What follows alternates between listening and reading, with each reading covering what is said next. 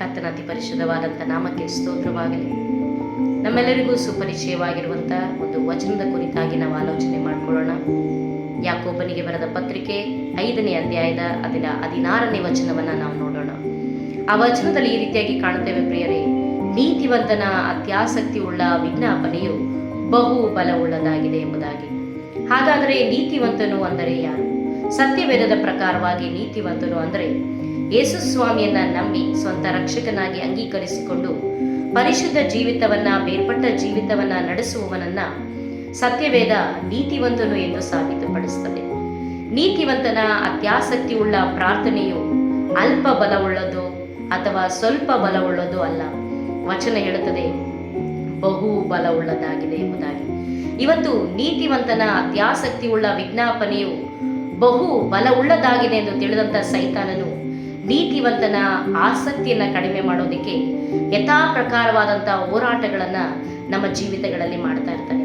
ಅದು ಮನುಷ್ಯರ ಮೂಲಕವಾಗಿರ್ಬೋದು, ಹೊರಗಿನ ಜನರ ಮೂಲಕವಾಗಿರ್ಬೋದು, ಒಳಗಿನ ಜನರ ಮೂಲಕವಾಗಿರ್ಬೋದು, ನಮ್ಮನ್ನು ಪ್ರೀತಿಸುವಂಥ ಜನಗಳ ಮೂಲಕವಾಗಿರ್ಬೋದು, ನಮ್ಮನ್ನು ದ್ವೇಷಿಸುವಂಥ ಜನಗಳ ಮೂಲಕವಾಗಿರ್ಬೋದು.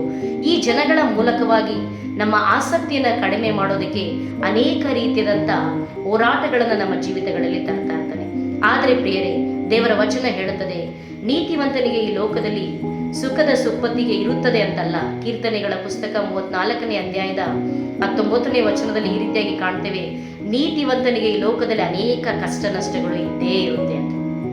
ಆದರೆ ಪ್ರಿಯರೇ, ಕಷ್ಟ ನಷ್ಟಗಳ ಮಧ್ಯದಲ್ಲಿ ಸೋತು ಹೋಗದಂತೆ ಕೆಳಗೆ ವಚನ ಹೇಳುತ್ತೆ, ಅವೆಲ್ಲವೂ ಇರೋದಾದರೂ ಅವೆಲ್ಲವುಗಳಿಂದ ಕರ್ತನು ನಮ್ಮನ್ನು ಬಿಡುಗಡೆ ಮಾಡೋನಾಗಿದ್ದಾನೆ. ಇವತ್ತು ಪ್ರೀತಿಯ ದೇವಜನರೇ, ನೀವು ನೀತಿವಂತನಾದ ನಿಮಿತ್ತವಾಗಿ ಅನೇಕರು ನಿಮ್ಮನ್ನು ಬಿಟ್ಟು ಹೋಗಿರ್ಬೋದು, ಅನೇಕರು ನಿಮ್ಮನ್ನು ತಳ್ಳಿ ಬಿಟ್ಟಿರ್ಬೋದು, ಅನೇಕರು ನಿಮ್ಮನ್ನು ಗುರುತೇ ಸಿಗದಂತೆ ಮರೆತು ಬಿಟ್ಟಿರ್ಬೋದು. ಆದರೆ ದೇವರ ವಚನ ಹೇಳುತ್ತದೆ, ನೀತಿವಂತನ ಸಂಗಡ ದೇವರೇ ನಿಲ್ಲುವನಾಗಿದ್ದಾನೆ, ನೀತಿವಂತನ ಪಕ್ಷ ಯಾವಾಗಲೂ ನನ್ನ ಕರ್ತನು ಇರುವನಾಗಿದ್ದಾನೆ. ಆ ವಚನವನ್ನು ನಾವು ತೆಗೆದು ಧೈರ್ಯಗೊಂಡು ಈ ಹೋರಾಟಗಳ ಮಧ್ಯದಲ್ಲಿ, ಅವಮಾನಗಳು, ನಿಂದೆಗಳ ಮಧ್ಯದಲ್ಲಿ ನಾವು ಮಾಡದಿರುವಂಥ ತಪ್ಪುಗಳು ನಮ್ಮ ಮೇಲೆ ಒರೆಸುವಾಗಲೂ ಕುಗ್ಗಿ ಹೋಗದಂತೆ, ನಮ್ಮ ಆಸಕ್ತಿಯನ್ನು ಬಿಟ್ಟುಕೊಡದಂತೆ ದೇವರು ನಮ್ಮ ಸಂಗಡವಾಗಿದ್ದಾನೆ ಎನ್ನುವಂಥ ಭರವಸೆಯೊಟ್ಟಿಗೆ ನಮ್ಮ ಅತ್ಯಾಸಕ್ತಿ ಉಳ್ಳ ಪ್ರಾರ್ಥನೆಯನ್ನು ನಾವು ಮಾಡುವಾಗ ಪ್ರಿಯರೇ, ಈ ಲೋಕದಲ್ಲಿ ಬಹುದೊಡ್ಡ ಕಾರ್ಯಗಳನ್ನು ಸಾಧಿಸೋದಕ್ಕೆ ಸಾಧ್ಯ. ಇವತ್ತು ಸೈತಾನನ ಎದುರುವಂಥ ಒಂದು ಪ್ರಾರ್ಥನೆ ಯಾವುದು ಗೊತ್ತಾ? ನೀತಿವಂತನ ಅತ್ಯಾಸಕ್ತಿ ಉಳ್ಳ ಪ್ರಾರ್ಥನೆ. ಈ ಪ್ರಾರ್ಥನೆ ಬಹು ಬಲವುಳ್ಳದಾಗಿರೋದ್ರಿಂದ ಈ ಬಲದ ಮುಂದೆ ಸೈತಾನನ ಬಲ ಸಾಗೋದಿಲ್ಲ ಪ್ರಿಯರೇ. ಇದನ್ನು ತಿಳಿದಂಥ ಸೈತಾನನು ಯಥಾ ಪ್ರಕಾರವಾಗಿ ನಿರಂತರವಾಗಿ ನಮ್ಮ ಜೀವಿತಗಳಲ್ಲಿ ನಮ್ಮ ನೀತಿವಂತಿಕೆಯನ್ನ ಕಳ್ಕೊಳ್ಳೋದಕ್ಕೆ ಪ್ರಯತ್ನ ಪಡ್ತಾನೆ. ನಾವು ನೀತಿವಂತರಾಗಿರುವಾಗ ನಮ್ಮನ್ನು ಅನೀತಿ ಮಾರ್ಗದಲ್ಲಿ ನಡೆಸೋದಕ್ಕೆ ಪ್ರಯತ್ನ ಮಾಡ್ತಾನೆ. ಅದು ಮಾತ್ರವಲ್ಲ, ನಮ್ಮ ಪ್ರಾರ್ಥನಾ ಜೀವಿತಗಳಲ್ಲಿ ಆಸಕ್ತಿಯನ್ನ ಕಡಿಮೆ ಮಾಡೋದಕ್ಕೆ ನೋಡ್ತಾನೆ, ನಮ್ಮ ಸೇವೆ ಜೀವಿತಗಳಲ್ಲಿ ಆಸಕ್ತಿಯನ್ನ ಕಡಿಮೆ ಮಾಡೋದಕ್ಕೆ ಹೋಗ್ತಾನೆ. ಆದರೆ ಬಿಟ್ಟುಕೊಡದೆ ಸತ್ಯವನ್ನ ತಿಳಿದಂಥ ದೇವರ ಮಕ್ಕಳೇ, ಇವತ್ತು ಅತ್ಯಾಸಕ್ತಿ ಉಳ್ಳವರಾಗಿರೋಣ, ಅದರ ಮಧ್ಯದಲ್ಲಿ ಅತ್ಯಾಸಕ್ತಿ ಉಳ್ಳವರಾಗಿರೋಣ.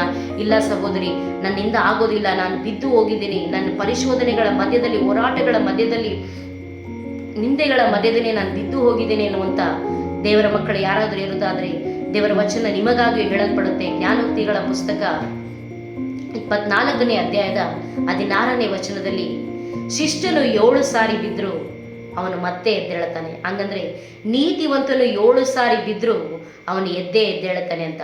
ಇವತ್ತು ಕಷ್ಟಗಳ ಮಧ್ಯದಲ್ಲಿ, ಪರಿಶೋಧನೆಗಳ ಮಧ್ಯದಲ್ಲಿ ನೀವು ಬಿದ್ದು ಹೋಗಿದ್ದೀರಾ, ಜನರಾಡುವಂಥ ಮಾತುಗಳಿಗೆ ಕುಗ್ಗಿ ಹೋಗಿದ್ದೀರಾ, ನೀವು ಮಾಡದಿರುವಂಥ ತಪ್ಪುಗಳನ್ನು ನಿಮ್ಮ ಮೇಲೆ ಹೊರಿಸಿದಾಗ ನಿರಾಶಿತರಾಗಿದ್ದೀರಾ.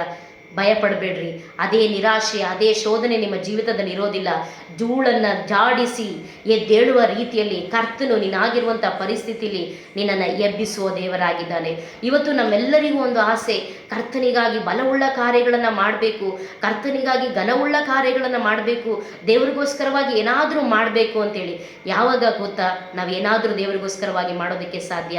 ನಮ್ಮ ನೀತಿವಂತಿಕೆಯನ್ನು ನಾವು ಬಿಟ್ಟುಕೊಡದಂತೆ, ಲೋಕದವರ ಸಂಗಡವಾಗಿ ಇಜ್ಜೋಡಾಗದಂತೆ, ನೀತಿವಂತರಾಗಿ ಆಸಕ್ತಿಯನ್ನು ಕಳ್ಕೊಳ್ಳದಂತೆ, ಅತ್ಯಾಸಕ್ತಿ ಉಳ್ಳವರಾಗಿ ಕರ್ತನ ಸಮ್ಮುಖದಲ್ಲಿ ಏನೇ ಬಂದರೂ, ಏನೆಲ್ಲ ನಡೆದರೂ ವಿಜ್ಞಾಪನೆಯ ಆತ್ಮವನ್ನು ಬಿಟ್ಟು ಕೊಡದಿರುವಂಥ ದೇವರ ಮಕ್ಕಳು ಮಾತ್ರನೇ ನಮ್ಮ ಸಭೆಗಳಲ್ಲಿ ಅತಿ ದೊಡ್ಡ ಕರ್ತನ ಕಾರ್ಯಗಳನ್ನು ಕಾಣೋದಕ್ಕೆ ಸಾಧ್ಯ.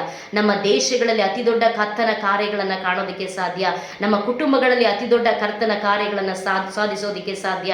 ನಮ್ಮನ್ನು ನಿಂದಿಸಿದವರ ಮುಂದೆ, ಅವಮಾನಿಸಿದವರ ಮುಂದೆ, ನಮ್ಮ ಮೇಲೆ ಇಲ್ಲ ಸಲ್ಲದ ತಪ್ಪುಗಳನ್ನು ಸುಳ್ಳಾಗಿ ಹೊರೆಸಿದ ಮನವೊಲಿಸಿದವರ ಮಧ್ಯದಲ್ಲಿ ನಿಮ್ಮನ್ನು ಅತಿ ದೊಡ್ಡ ಕಾರ್ಯಗಳನ್ನು ಮಾಡಿ ಕರ್ತನು ಎಬ್ಬಿಸೋದಕ್ಕೆ ಒಂದೇ ಒಂದು ಸೂತ್ರ, ಅತ್ಯಾಸಕ್ತಿಯುಳ್ಳ ನೀತಿವಂತನ ಪ್ರಾರ್ಥನೆಯಾಗಿದೆ.